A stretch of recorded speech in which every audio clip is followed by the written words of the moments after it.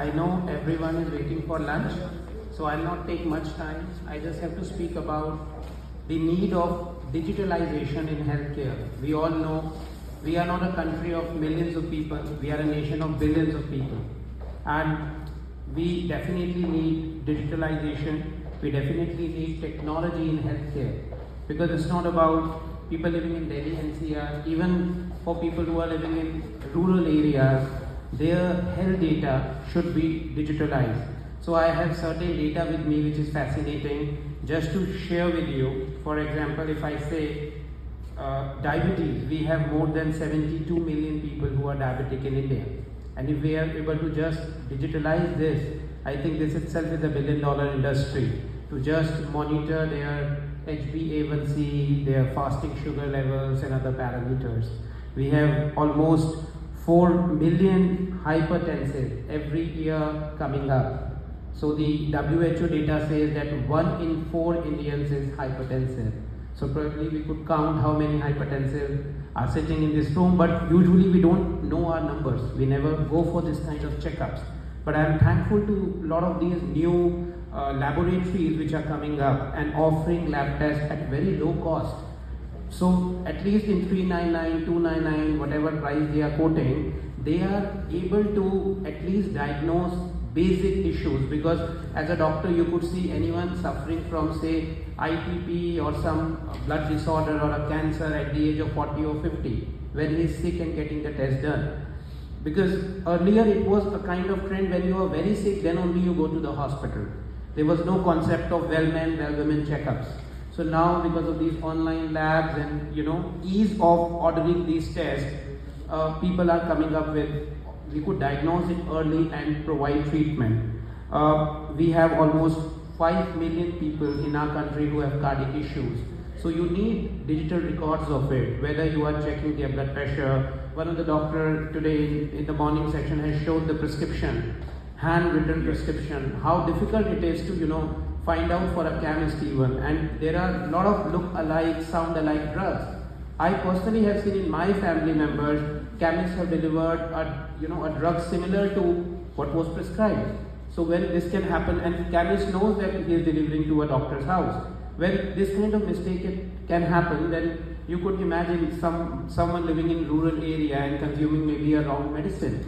So that approach, because I am a family physician, I am an internal medicine doctor, so I believe that old concept of family doctors is very much important, where you could give more time to your consultation. Even this is the best practice to check the medications your patient is consuming. It's not about you are ensuring the brand which you are promoting, but at least you are very transparent and honest about what you are prescribing to your patient. For example, if I say a common example, Telma-H, telmisartan plus hydrochlorothiazide, which is a diuretic. Sometimes you see patient having low sodium hyponatremia, which is a side effect of Telma-H. However, doctor has written telmisartan to the patient, but patient is taking Telma-H. So it's a big mistake. Just with this H, patient's sodium is going down, down, down, and patient is landing up in ICU. So digitalization is very important, and once it's done, it would be very easy for all of us. And in the morning, one gentleman very rightly said we should have health cards or maybe a QR code. Everyone can carry. Maybe you can have a small screenshot of it.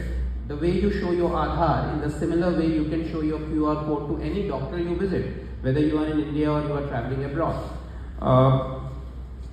Other than that, something which is coming up, which I see as a doctor and I would like to share on this platform, is dementia. We have to do a lot of work in dementia. Now our population is also an aging population. So we have to develop. Yesterday I was in a meeting and I was discussing with a US-based startup to work on dementia marshals. Nowadays it's a big problem. We all live in flats and these posh societies, and most of the kids in family, they stay abroad.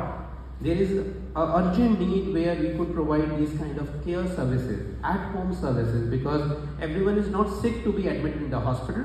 However, they need services at home, maybe whether medications, blood testing, doctor's visit, nursing visit, or a carer, which is important.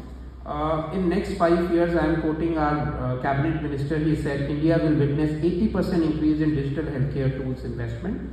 My topic to speak was strategies around digitalization. So I'm just touching the points to just bring some thought process in your mind, and I'll be sharing my card with everyone sitting in this room. Please connect, feel free to visit me for a coffee. I'm just at Medanta Defense Colony across the road. So artificial intelligence, we have discussed a lot about this. This would be the future. You could see almost every hospital, every doctor would be using AI, because the biggest problem is a doctor has 100 patients lined up and he has to finish that, so he's always restless, Even if he wants to talk in detail, he can't, because there are so many waiting happening, and then patients outside are also shouting or unhappy. But if they use digital tools, for example, if you know what kind of, somebody was telling me this morning on leave, you know that what kind of cough this patient has. You can easily make out, is it asthmatic cough, is it pneumonia related, because you can give some questions to the patient while the patient is in waiting room. So digitalization can definitely help. We have to work on, which PhD chambers would be vital in giving an idea to the industry, is big data. And it's a complex data. We are talking about terabytes, petabytes, zettabytes, that much of data will be coming from billions of people who live in this country. So people who want to have startups, especially in the healthcare, can help hospitals having storage space for these kind of data, because that would be the next requirement. Blockchain we have already discussed. Now digital divide, it's a new term which I am introducing right now. There is a big digital divide. Even if you see in a super specialty hospital where I work, there are doctors who are very tech savvy. Everything, even the clinical rounds, they are doing on app. But there are doctors who are just using pen and paper. So we have to know the merits and demerits of this. For a few weeks, I was on a fellowship in one of the world's best hospital, Guy's and St. Thomas's in London. I went for an oncology fellowship, and there I experienced our pen and paper system is much better, because the whole NHS IT system crashed. So, and they were struggling, literally, patient is sitting in front of you, every data is in computer. You don't know whether patient has some allergy, diabetes, hypertensive. So what I would say, even manually is fine, but we have to at least keep a digital record of it. So somehow there are merits and demerits. We can't 100% make everything digital. For example, like me, few minutes ago my phone crashed and my battery bank is in car, and I literally have to charge it, then only I can call my driver to deliver that. So sometimes digitalization is good, sometimes you have to have some backup also, which I feel as a doctor is important. Then there is a need, we are making a lot of hospitals, I'm saying physical hospitals, but this is the right time when we should think about digital hospital.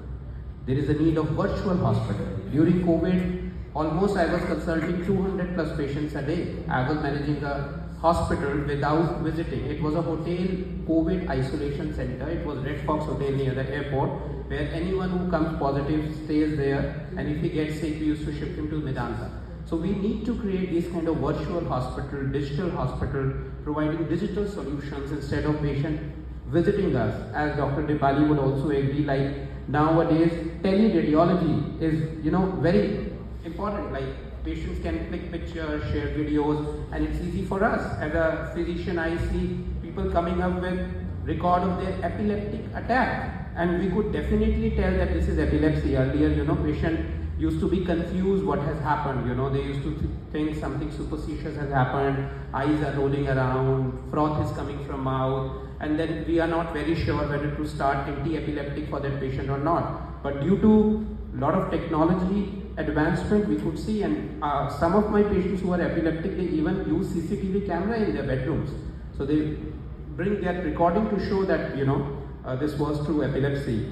Other than that, I would say telemedicine. We all know earlier there were a lot of medical council regulations that telemedicine won't be successful. You have to physically examine patient. Like I'm a England registered doctor, so they are very particular that without examination you can't write any medication, you can't treat. But now whole world adopts what is telemedicine, what is teleradiology, what is teleprescription. So I believe technology definitely is going to help us. We have to keep that balance, and I would say at a point where we will be superpower in next few years. That can only happen when our population is healthy, when our population is tech savvy, and this we have shown to the whole world. India, we are so proud that we come from a country where we have provided COVID vaccination to more than 100 other countries, and we have even administered vaccination to almost everyone here. So in my clinical practice, whenever I ask patient, are you vaccinated? They say fully vaccinated. Even they have received booster. So there were a lot of questions when this vaccine was launched, a lot of struggles happening, but now you could see even in villages people are vaccinated.